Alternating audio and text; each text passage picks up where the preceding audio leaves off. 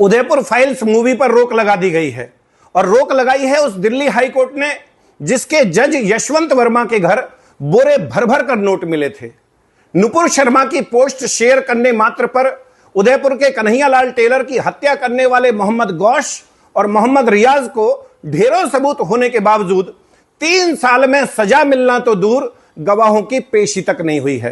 परंतु मर्डर को दिखाने वाली फिल्म पर मात्र 3 दिन में रोक लगा दी कट्टरपंथी मौलाना मदनी की पिटीशन पर। लोग कहने लग गए हैं देश में मोदी सरकार से ज्यादा ताकत कपिल सिब्बल, अभिषेक मनु सिंघवी और प्रशांत भूषण जैसे दलालों की है। सरकार बटला हाउस, ओखला और हल्द्वानी जैसे अनेक क्षेत्रों में बांग्लादेशी और रोहिंग्या घुसपैठियों के अवैध कब्जों पर बुलडोजर चलाती है, सुप्रीम कोर्ट रोक लगा देता है। सरकार वक्फ संशोधन विधेयक पारित करती है, सुप्रीम कोर्ट इन दलालों के कहने पर कानून पर रोक लगा देता है। सरकार कांवड़ यात्रा के मार्ग में दुकानों पर पट्टिका लगाने को कहती है, सुप्रीम कोर्ट रोक लगा देता है।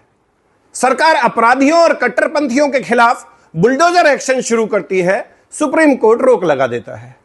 फर्जी गांधी राहुल को 2 साल की सजा मिलती है, सांसदी चली जाती है, सुप्रीम कोर्ट रोक लगा देता है। गुजरात दंगों के नाम पर दुनिया भर से करोड़ों रुपए का गबन करके उस रकम को डकार जाने वाली तीस्ता सीतलवाड़ की गिरफ्तारी तय होती है।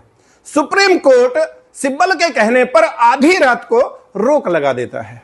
अपने कोर्ट ऑफिस में साथी महिला को जंगा पर बैठाकर ऑन कैमरा घृणित कर्म करते हुए उसे जज बनाने का लालच देने वाले सिंघवी जैसे गलीच का लाइसेंस कैंसिल करने की बजाय सुप्रीम कोर्ट उसकी गंदी वीडियो सोशल साइट से हटाने का आदेश देता है। मतलब चल क्या रहा है भाई इस देश में? सरकार का कोई रसूख मानता है कोर्ट या नहीं?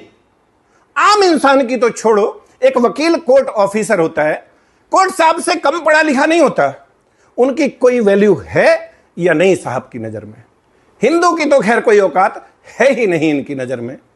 देश के प्रधानमंत्री जिनकी लोकप्रियता वर्ल्ड लीडर की है, लगातार तीसरी बार चुनकर आए हैं, आवश्यकता से अधिक आदर सम्मान दे रहे हैं, वो भी नहीं पच रहा है जज साहब लोगों को।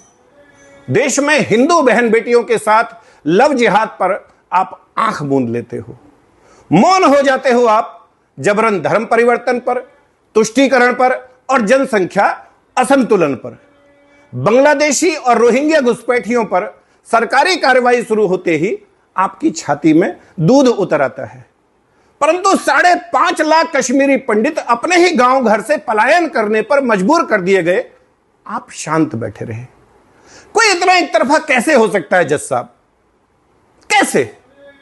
आप भी इंसान हो, एक बार दिल पर हाथ रखकर सोचो कि आप और आपका पूरा परिवार, कुनवा खानदान और पूरा का पूरा गांव उजाड़ दिया जाए, भगवान कभी ना करे आपकी बहन, आपकी बेटी के साथ कश्मीरी पंडित गिरजा टिक्कू की तरह सामूहिक दुराचार हो।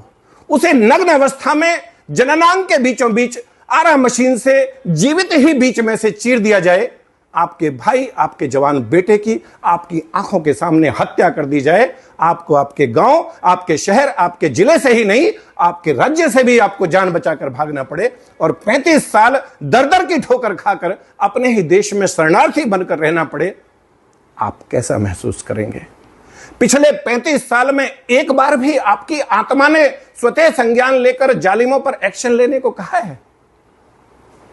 करोड़ों गरीब लाचार कैदी अपने ट्रायल की आस में जेल का नरक भोग रहे हैं, उनके परिवार और वकील अपनी जूतियां घिस रहे हैं।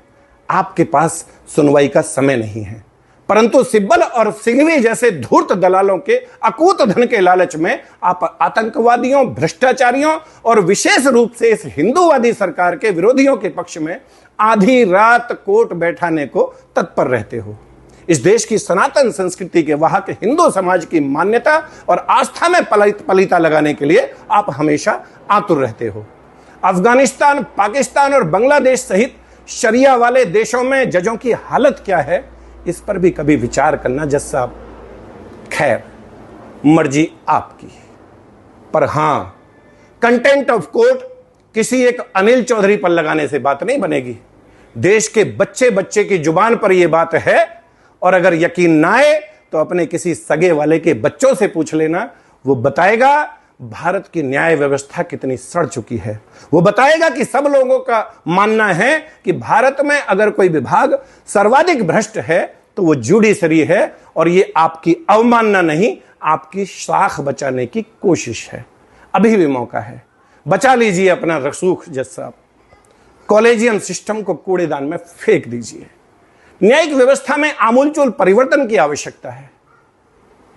आप समझिए इस बात को, और फिर भी अगर लगे कि गंदगी को दूर करने की बजाय मुझ पर एक्शन लेना ज्यादा जरूरी है तो ठीक है, आखिर someone has to bell the cat.